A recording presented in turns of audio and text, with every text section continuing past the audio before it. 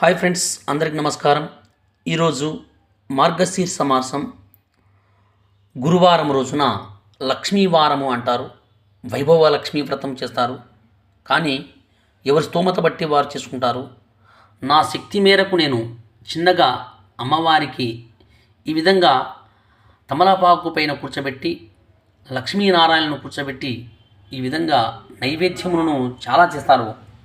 కానీ నా శక్తి మేరకు బెల్లం నివేదన చేసి ఈ విధంగా పూజను చేశాను.